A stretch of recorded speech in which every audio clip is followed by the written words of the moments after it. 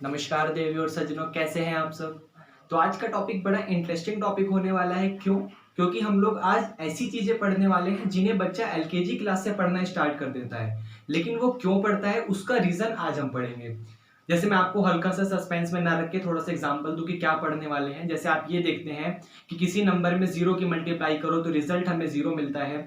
उसके अलावा हम लोग ये देखने वाले हैं कि किसी नंबर में माइनस की मल्टीप्लाई करो, जैसे माइनस और प्लस की मल्टीप्लाई करते हैं तो रिजल्ट हमें माइनस का मिलता है। हम लोग ये देखने वाले हैं कि दो क्वांटिटी जीरो होती है तो इसका मतलब ये है कि उनमें से कोई एक क्वांटिटी जीरो होगी। तो ये सारी चीजें अब ये बच्चा जो है स्टार्टिंग से पढ़ना शुरू कर देता है जब उसकी बेसिक स्टडी स्टार्ट होती है। लेकिन जो उसका आज हम लोग रीजन पढ़ने वाले हैं कि जो ऐसा चीजें वो बचपन में पढ़ा करता था या अभी भी अगर कोई स्टूडेंट पढ़ रहा है उन चीजों को तो वो क्यों पढ़ता है। और जैसा कि आप लोगों ने थंबनेल पहले ही देख लिया होगा, हमारा जो है लीनियर अलजेब्रा चल रहा है। लीनियर अलजेब्रा वाले टॉपिक में आज का टॉपिक हमारा प्रॉपर्टीज होगा। हम लोग प्रॉपर्टी पढ़ेंगे वेक्टर स्पेस की। जो वेक्टर स्पेस हमारा टॉपिक चल रहा है उसकी प्रॉपर्टी पढ़ेंगे। तो प्रॉपर्टी पढ़ने से पहले सबसे जरूरी चीज यहाँ पे ये है कि आपको वेक्टर स्पेस के बारे में नॉलेज होनी चाहिए और वेक्टर सब स्पेस के बारे में थोड़ी सी अगर नहीं भी होगी तो कोई दिक्कत नहीं, लेकिन वेक्टर स्पेस के बारे में तो नॉलेज होनी चाहिए। और वेक्टर स्पेस में क्या नॉलेज होनी चाहिए कि जो वेक्टर स्पेस है उसकी कैसी कैसी प्रॉपर्टी है, वो कैसी प्रॉपर्टी सेटिस्फाई करता है और क्यों करता है, सबका रीजन पता होना चाहिए। क्योंकि आज आप लोग जो उनके प्रूफ देखने वाले हो, उनकी प्रॉपर्टी के जो वेक्टर स्पेस की प्रॉपर्टी है अलग अलग, उनके प्रूफ देखने वाले हैं तो हर चीज का रीजन पता होना चाहिए कि ये वेक्टर स्पेस में अगर कोई आपके पास कोई क्वांटिटी है या कोई नंबर है तो ऐसा नंबर क्यों दिया हुआ है, इसका रीजन क्या है, इसका मतलब क्या है, हर चीज पता होनी चाहिए। तो अगर आपको ये चीजें पता होंगी तो आज का जो प्रॉपर्टीज ऑफ वेक्टर स्पेस है वो काफी इजीली करा जा सकता है। तो आइए स्टार्ट करते हैं वेक्टर स्पेस का टॉपिक। प्रॉपर्टी चलेगी आज हमारी प्रॉपर्टीज ऑफ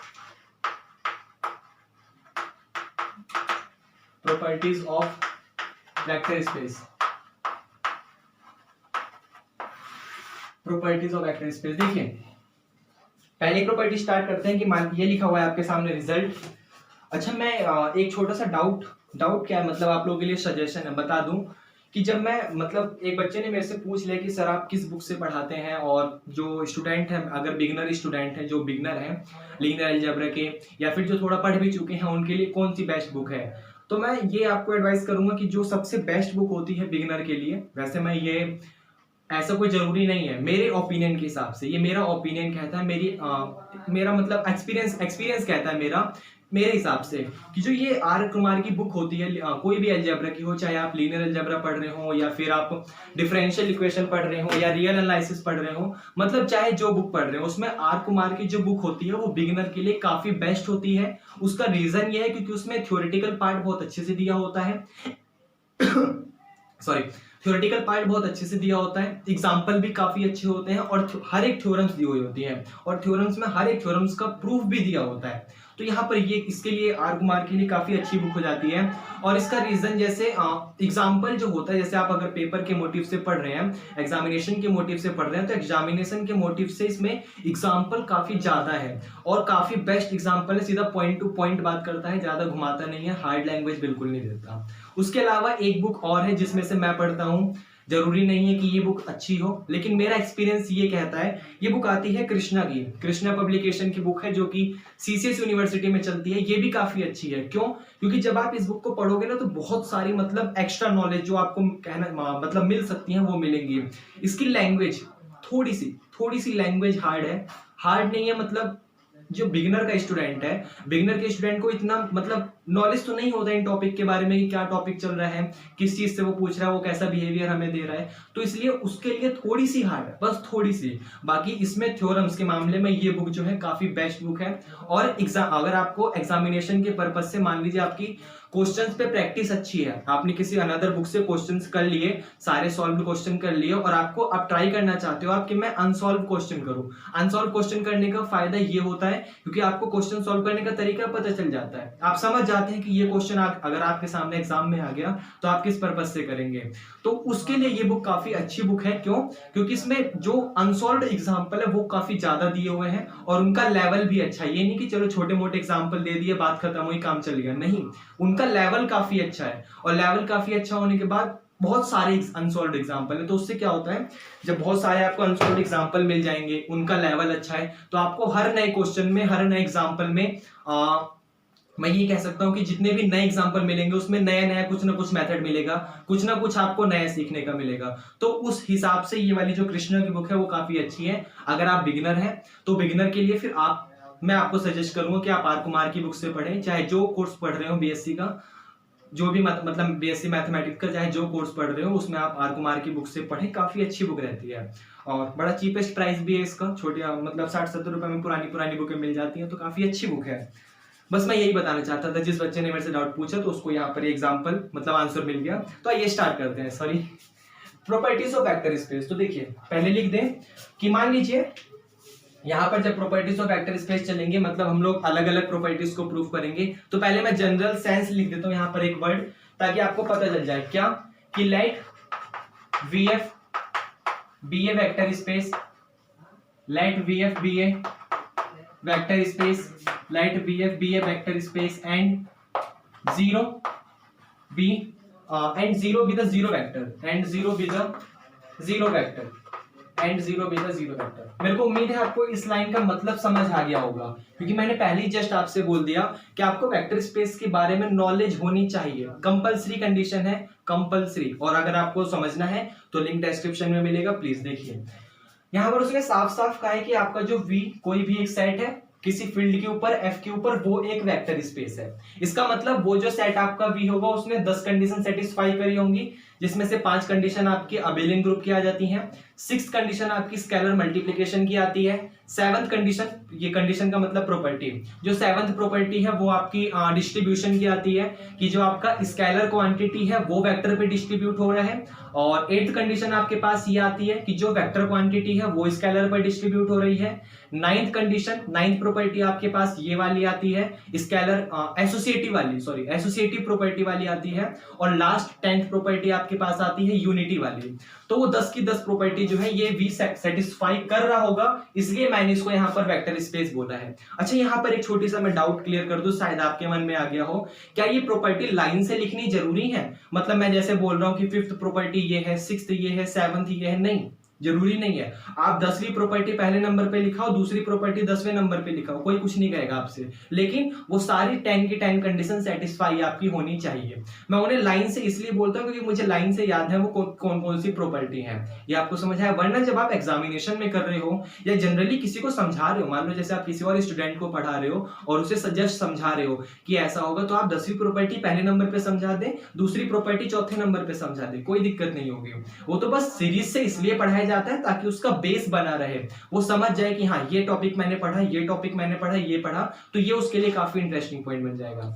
तो आइए स्टार्ट करते हैं। तो आपका जो V था वो वेक्टर स्पेस था, एंड जो 0 था, 0 क्या है आपका, 0 वेक्टर है। ये आपको समझ आया, मतलब 0 एक 0 वेक्टर है जो कि आइडेंटिटी की तरह भी काम आ सकता है अगर मैं एडिशन के लिए काम करूंगा तो यहां पर ये मीनिंग था कि 0 आपका एक 0 वेक्टर है जो कि आइडेंटिटी की तरह भी काम आ सकता है, आप उसको यूज कर सकते हैं। जस्ट एक सेकंड, क्या क्लियर आ रहा है, कोई ब्लरनेस तो नहीं है? हाँ क्लियर है, कोई दिक्कत तो नहीं है, ये आपको समझ आया। तो सिंपल सी कंडीशन है कि 0 आपका एक 0 वेक्टर है, सिंपल। मतलब इसका मतलब क्या है कि 0 एक 0 वेक्टर है, मतलब आपके पास कोई वेक्टर होगा, वेक्टर के अंदर कुछ ना कुछ एलिमेंट होंगे, डॉट डॉट डॉट डॉट, तो उसमें से एक 0 भी आ रहा होगा, तो उसका नाम है 0 वेक्टर। ये समझ आया, जस्ट सिंपल सा एग्जांपल है कि मतलब उसका एक एलिमेंट है, वेक्टर का एक एलिमेंट है, तो उसका नाम दे दिया 0 वेक्टर। तो आइए स्टार्ट करते हैं। पहली प्रॉपर्टी यहां पर ये कहती है, प्रॉपर्टी नंबर 1, कि जैसे यहां पर अगर आप किसी भी ए में 0 वेक्टर की मल्टीप्लाई कर दें, अगर आप किसी भी ए में 0 वेक्टर की मल्टीप्लाई कर देंगे तो रिजल्ट आपको 0 वेक्टर ही मिलेगा।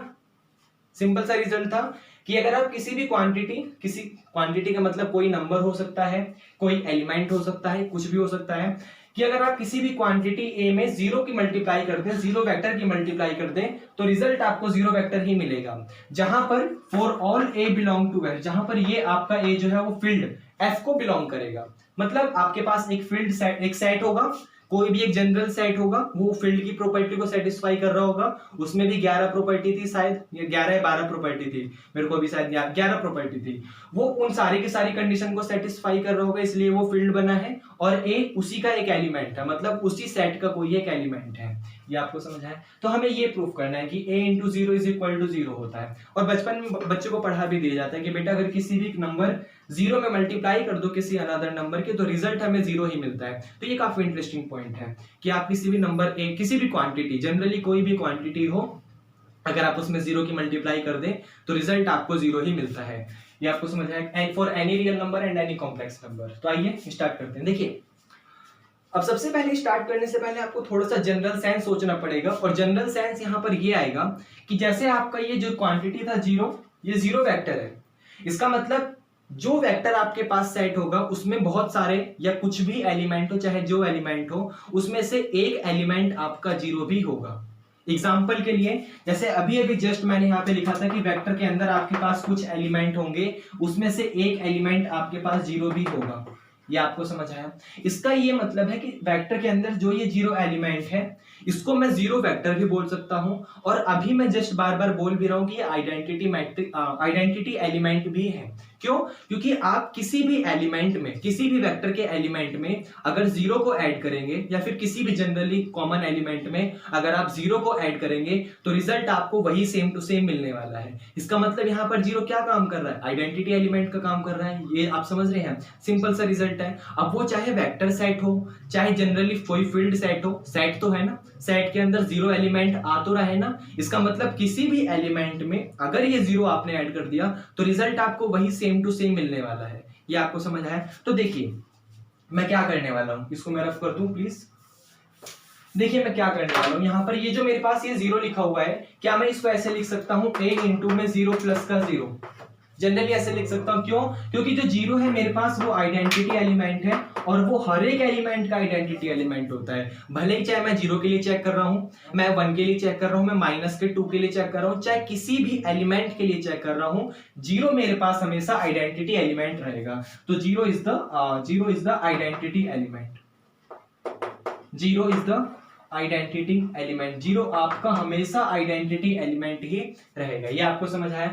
तो मैंने लिख दिया कि जीरो प्लस का zero is equal to zero. यहाँ पर ये जीरो जीरो वेक्टर होगा, और ये वाला जीरो जो है वो आपका आइडेंटिटी एलिमेंट हो सकता है, जहां पर दोनों जीरो का मतलब एक ही है, दोनों सिंपल जीरो का मतलब आपके पास एक ही है। ये आपको समझ आया? जस्ट एक सेकंड प्लीज।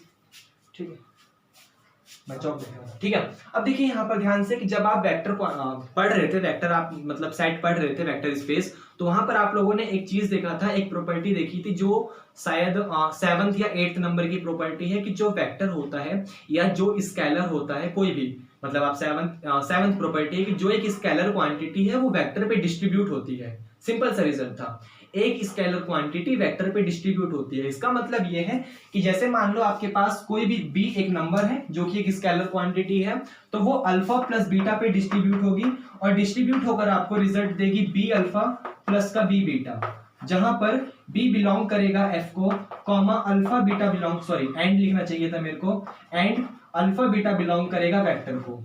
जस्ट सिंपल सा एग्जांपल था कि आपके पास अगर b कोई एक स्केलर क्वांटिटी है तो वो अल्फा प्लस बीटा पे डिस्ट्रीब्यूट होगी, और डिस्ट्रीब्यूट होने के बाद आपको रिजल्ट सॉरी ये b alpha plus b beta आपको रिजल्ट देगा। ये आपको समझ आया? तो जस्ट यहाँ पर देखिए कि a आपके पास एक स्केलर क्वांटिटी है, और अंदर जो ये जीरो लिखा हुआ है, ये zero zero same to same है, इसमें से कोई भी एक जीरो, ये वाला जीरो आइडेंटिटी एलिमेंट है, और आइडेंटिटी एलिमेंट का मतलब यही जीरो आपके पास एक वेक्टर भी है।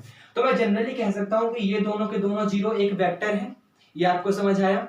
सिंपल, एक ही चीज को मैं दो नाम से बोल रहा हूं, मैं इसी को आइडेंटिटी एलिमेंट बोल रहा हूं, मैं इसी को वेक्टर बोल रहा हूं, क्योंकि यही एलिमेंट दोनों चीज है। ये आपको समझ आया? तो जस्ट यहाँ पे सिर्फ इतना कहने का मतलब ये है, आप ज्यादा कंफ्यूज मत होइए कि ये जो ए एलिमेंट था वो इस पर भी डिस्ट्रीब्यूट होगा और इस पर भी डिस्ट्रीब्यूट होगा। ये आपको समझ आया? इसका मतलब ये एलिमेंट आपके पास आ जाएगा a इंटू में जीरो, ये a इसके साथ डिस्ट्रीब्यूट हुआ, प्लस का ये वाला आ जाएगा a इंटू में जीरो। ये आपको समझ आया? यहां तक तो कोई दिक्कत नहीं है। अब थोड़ा सा ध्यान से देखिए, ये चीज कहां से लिया आपने? इस जगह से, a इंटू जीरो को, मतलब a इंटू जीरो को सॉल्व करा तो आपने ये लिखा, फिर इसको सॉल्व करा तो आपने ये लिखा। इसका मतलब, इसका असली मतलब क्या है? a इंटू जीरो, क्योंकि आप a इंटू जीरो के ऊपर वर्क कर रहे हो और उसमें आपने हल्का सा चेंज करके उसे ये लिख दिया, फिर इसमें हल्का सा चेंज करके आपने इसे ये लिख दिया। इसका मतलब ये किस चीज की वैल्यू है? ये a इंटू जीरो की वैल्यू है। ये आपको समझ आया? अब थोड़ा सा जनरली मीनिंग आपको और सोचना है जैसा कि अभी अभी मैंने बोला कि जीरो जो है यहाँ पर आइडेंटिटी एलिमेंट की तरह भी काम कर रहा है, चाहे वो एक खुद वेक्टर हो चाहे वो कोई भी एक एलिमेंट हो। ये समझ आया? मतलब जीरो हर एक एलिमेंट के लिए आइडेंटिटी एलिमेंट है। मेरे को सिर्फ इतना सा वर्ड बोलना है यहाँ पे। तो यहाँ पर एक मीनिंग देखिए, यहाँ पर a इंटू जीरो लिखा हुआ है। इस a इंटू जीरो में मैं जानता हूं कि अगर मैंने किसी भी अनदर वेक्टर में, मान लीजिए आपके पास कोई भी एक वेक्टर क्वांटिटी है, या हाँ वेक्टर क्वांटिटी है कोई भी, और आपने उसमें जीरो अगर रिजल्ट ऐड कर दिया तो आपको वही सेम टू सेम रिजल्ट मिलने वाला है। यहाँ पर a इंटू जीरो जो है वो वेक्टर क्वांटिटी बन गई है। क्यों? क्योंकि भले ही a आपका फील्ड का एलिमेंट हो लेकिन जीरो आपका वेक्टर है, और आप किसी भी फील्ड के एलिमेंट में अगर वेक्टर के एलिमेंट की मल्टीप्लाई कर दोगे तो रिजल्ट आपको वेक्टर क्वांटिटी मिलने वाली है। तो जस्ट यहाँ पे देखिए कि a इंटू जीरो को आइडेंटिटी एलिमेंट की तरह अगर आप इसमें एक्सप्रेस करना चाहेंगे तो आप इसे ऐसे लिखेंगे कि जीरो प्लस का a इंटू जीरो। आप a इंटू जीरो में अगर आपने ये रिजल्ट जीरो ऐड कर दिया तो आपको वही same to same result a into zero मिल जाएगा।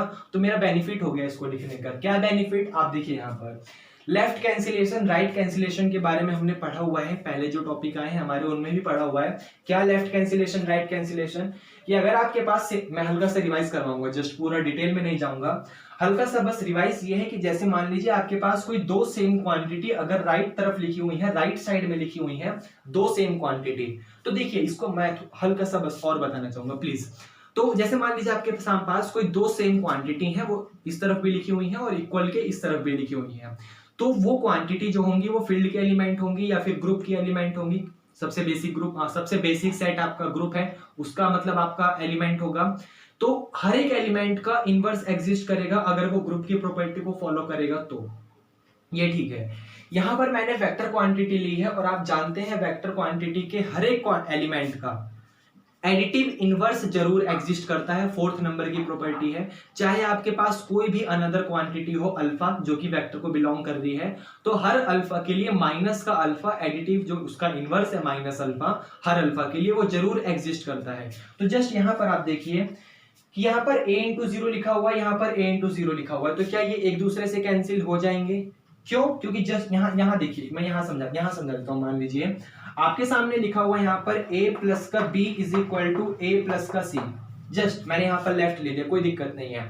तो यहाँ पर a जो है वो वेक्टर क्वांटिटी है, क्योंकि उसने दिया भी हुआ है वेक्टर स्पेस है, इसका मतलब a का एडिटिव इनवर्स जरूर एग्जिस्ट करेगा।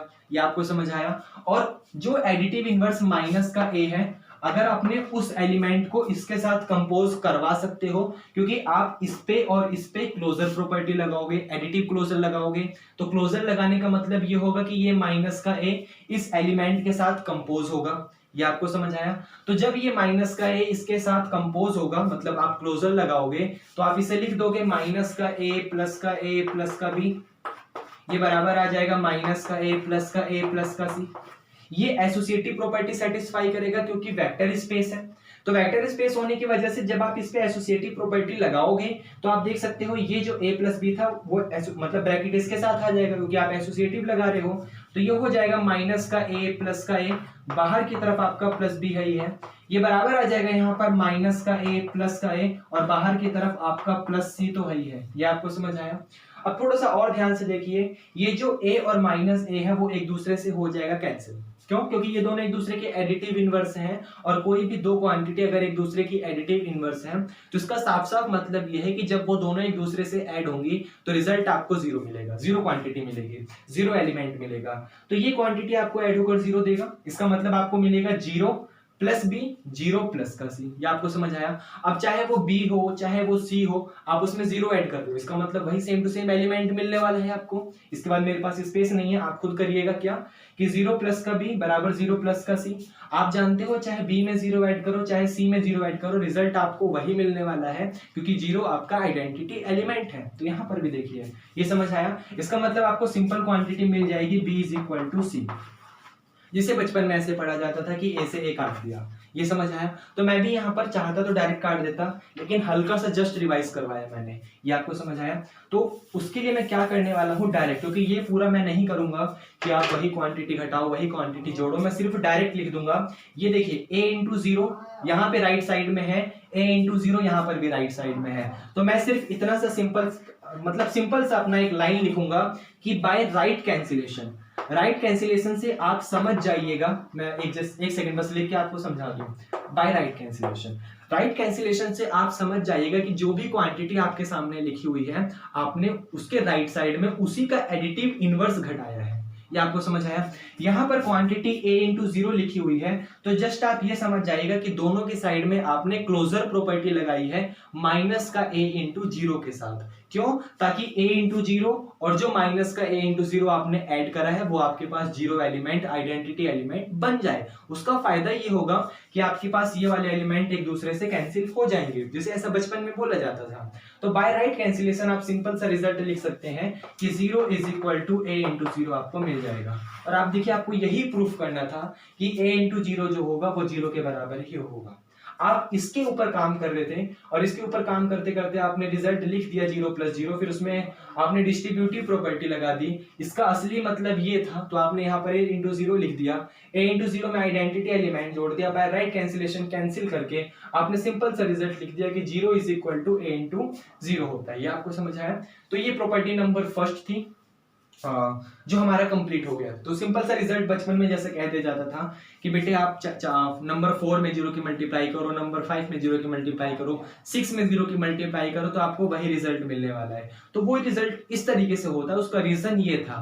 ये आपको समझ आया? तो प्रॉपर्टी हमारी कंप्लीट हो गई है। और मैं एक चीज सोच रहा हूँ कि मैं हर एक प्रॉपर्टी की अलग वीडियो बना दूं, ये बेस्ट रहेगा, ये बेस्ट ऑप्शन रहेगा। मैं टॉपिक डाल दूंगा प्रॉपर्टी की, जो मतलब वेक्टर स्पेस का प्रॉपर्टी चल रहा है उसमें वीडियो नंबर 1 लिख भी दूंगा कि कौन सी प्रॉपर्टी है थंबनेल में ऊपर, ताकि बच्चा देखते ही समझ जाए। तो ये बेस्ट ऑप्शन है। हम लोग हर एक टॉपिक की अलग अलग वीडियो बनाते हैं, मतलब हर प्रॉपर्टी की अलग अलग वीडियो बनाते हैं।